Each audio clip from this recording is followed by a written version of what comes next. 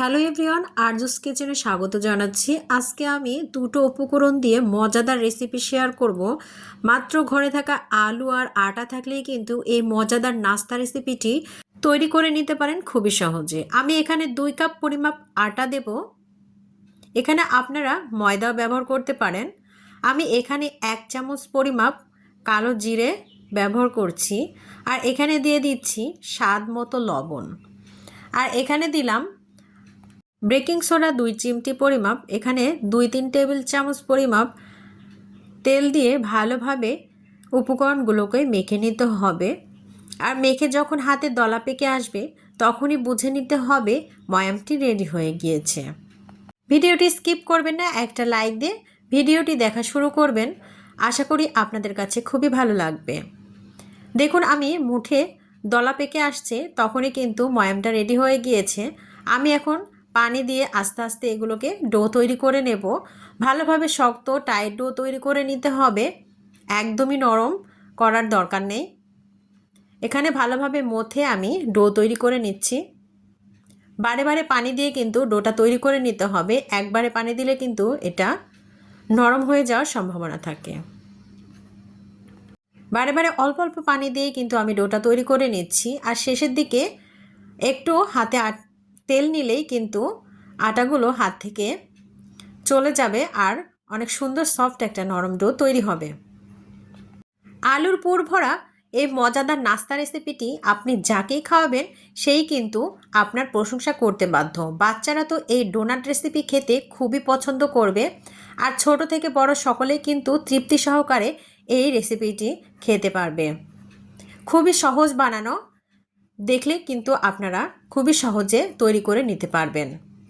ঘরে থাকা এই সামান্য উপকরণ দিয়ে কিন্তু এত সুন্দর নাস্তা রেসিপি আপনার পরিবারকে উপহার দিতে পারবেন, আপনি সত্যি অবাক হয়ে যাবেন। আমার এই ডোটা রেডি হয়ে গিয়েছে। সামান্য ওপরে তেল মেখে আমি ঢাকনা দিয়ে ঢেকে 20 মিনিটের জন্য রেখে দেব রেস্টে। এরপরে আমি সেদ্ধ করা আলু রেখেছিলাম সেদ্ধ করে আগে থেকে। সেই সেদ্ধ করা আলু আমি কাঁটা চামচের সাহায্যে একটু মেশ করে নেব। আপনারা চাইলে গ্রেটার দিয়েও আপনারা গ্রেট করে নিতে পারেন। ভালোভাবে মেশ করে আমি এখানে যা যা উপকরণ লাগছে এখানে দিয়ে দিচ্ছি কাঁচামরিচ, পেঁয়াজ কুচি 2 টেবিল চামচ, ধনিয়া পাতা 1 টেবিল চামচ, স্বাদ মতো লবণ, 1 টেবিল চামচ ম্যাজিক মশলা, 1 চামচ পরিমাপ চিলি ফ্লেক্স। সমস্ত উপকরণগুলো ভালো করে মধ্যে মেখে নিতে হবে। এরপরে আমি আটা রেখেছিলাম রেস্টে, সেই আটাটা ভালোভাবে ময়াম দিয়ে ভালোভাবে মেখে নিচ্ছি আর লেচি কেটে নিচ্ছি। নাস্তাগুলো রেডি করার জন্য ভালোভাবে আমি সমান সমান করে লেচি কেটে নিচ্ছি। আর নাস্তাগুলো আমি কিভাবে তৈরি করে নিচ্ছি একটু লক্ষ্য করলে বুঝতে পারবেন। এতটাই সহজ এবং দেখতে আকর্ষণীয় হয়, বাচ্চারা তো খুবই পছন্দ করে। আমি একটা প্রথমে রুটি বেলে নেব। আর রুটি বেলে নেওয়ার পরে সাইডের অংশ আমি সাইড থেকে কেটে নেব। নিলেই কিন্তু অনেক সুন্দর নাস্তা তৈরি হবে।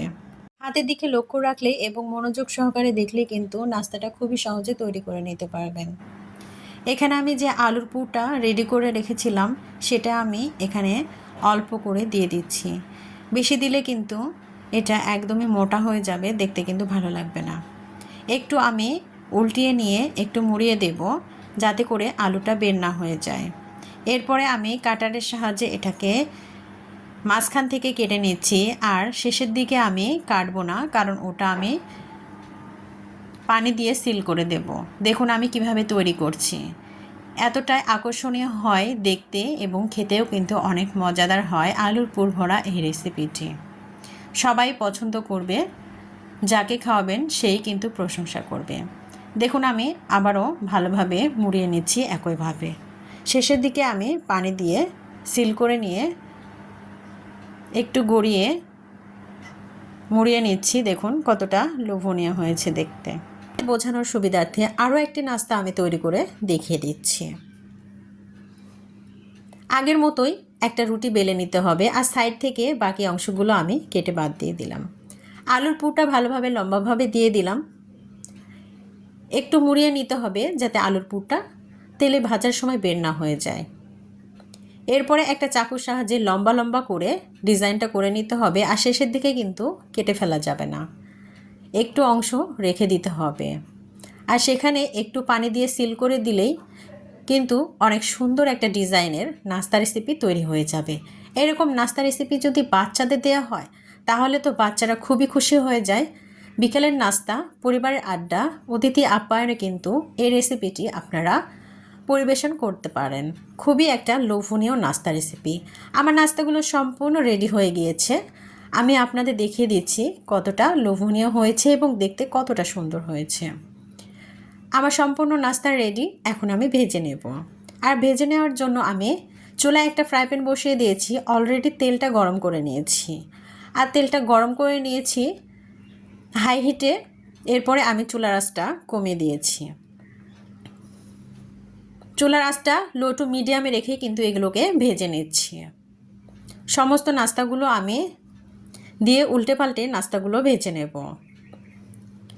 আমার চ্যানেলে অলরেডি যারা নতুন বন্ধুরা চলে এসেছেন, চ্যানেলটি সাবস্ক্রাইব করে পাশে থাকা বেল নোটিফিকেশন অল করে রাখবেন, তাহলে আমার নিত্য নতুন ইউনিক রেসিপিগুলো পৌঁছে যাবে আর সময় সুযোগ বুঝে আপনারা দেখে নিতে পারবেন। আর ফেসবুক পেজ থেকে যদি দেখেন অবশ্যই পেজটি ফলো দিয়ে রাখলে আমার এই ইউনিক রেসিপিগুলো পেয়ে যাবেন। আমি একটু গোল্ডেন কালার হলেই নাস্তাগুলো উঠিয়ে নিচ্ছি। দেখুন কতটা সুন্দর এবং লোভনীয় হয়েছে। অনেকটাই খেতে কিন্তু মজার, বাচ্চারা তো কিন্তু খুবই খুশি হয়ে যাবে। আমার এক ব্যাচের নাস্তা ভেজে নেওয়া হয়ে গেছে, আরও একটি ব্যাচ আমি ভেজে নিচ্ছি। সমস্ত নাস্তা ভেজে নিয়ে ফিরে আসছি। সেম প্রসেসেই আমি নাস্তাগুলো ভেজে নিচ্ছি। একদমই চুলার আঁচটা লো টু মিডিয়ামে রেখেই নাস্তাগুলো ভেজে নিতে হবে। ক্রিস্পি এবং স্পাইসি করতে গেলে আপনাকে একটু ধৈর্য সহকারে ভেজে নিতে হবে।